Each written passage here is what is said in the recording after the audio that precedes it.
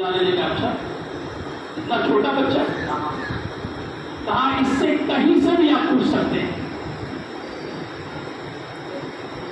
تو باپ نے کہا بیٹا پڑھ کے سناؤ. تو جیسے عام طور سے آج کے بچے ضد کرتے ہیں اب یہ کریں گے تو آپ کیا دیں گے. تو اس بچے نے کہا اگر میں قرآن سناؤں گا تو آپ گڑ کی گری دیں گے نا. اس زمانے کی کافی وہی تھی گڑ کی گری. تو باپ نے کہا بیٹا ضرور دوں گا. اب اندازہ لگائیے وہ کتنا معصوم بچہ ہے. فرماتے ہارون رشید رحمۃ اللہ علیہ میں آیت پڑھتا اگلی آیت سے پڑھنا وہ شروع کرتا.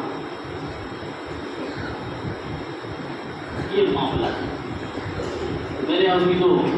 یہ قرآن کا مہینہ ہے. یہ قرآن کا مہینہ ہے. میں بیان نہیں کر رہا ہوں, میں چاہ رہا ہوں, میں اسی نیت سے بیٹھا ہوں. اور یہ قرآن کا موضوع میں صرف یہاں نہیں بیان کر رہا ہوں. اللہ کا فضل ہے 7-8 جگہوں پر ختم میں اللہ نے موقع دیا. ہر سال دیتا ہے. 2-3 سال سے بمبئی میں بھی موقع ملا, پہلے اشرے میں کانپور بھی موقع ملا, ہمارے گورکھپور ہمارا ہسپاہاٹا ہے وہاں پر بھی موقع ملا. اور دیکھیے دوسرے اشرے میں یہاں پر بھی اللہ نے بیٹھا دیا. کل چلا کل بھی جو ہے ختم کرا کے دل گاڑی ہوگا. میرے عزیزو ہر جگہ یہی موضوع ہے. لوگ قرآن کو اپنے دل کے اندر اتار لیں.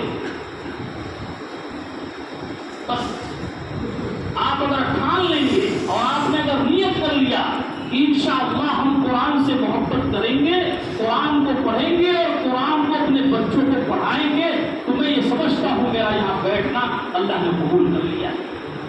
تو آپ نیت کر لیں, اس سے فائدہ ہوگا. یاد رکھیے گا زمانہ مرتد کی طرف, زمانہ فتنے کی طرف, زمانہ گمراہی کی طرف, زمانہ عصیان گناہوں کی طرف, زمانہ رسومات کی طرف, زمانہ بدعت کے دہانے پہ پڑی ہے. اور ایسے پرفتن دور میں اگر آپ نے ٹھان لیا اللہ کے قرآن کو نہیں چھوڑوں گا, تو خدا کی قسم جیسے اللہ نے حضرت عمر کو عزت سے نوازا, ایسے ہی اس زمانے میں بھی جو لوگ قرآن کو سینے سے لگائیں گے اللہ ان کی عزت کی بلندیوں پہ بیٹھا دے گا. اتنے آزار آئے, علماء فرماتے ہیں, مشائخ فرماتے ہیں کہ صرف قرآن سے محبت کی بنیاد پر اللہ تمہاری ایمان کی حفاظت کرے گے. ایمان کی حفاظت کرے گے.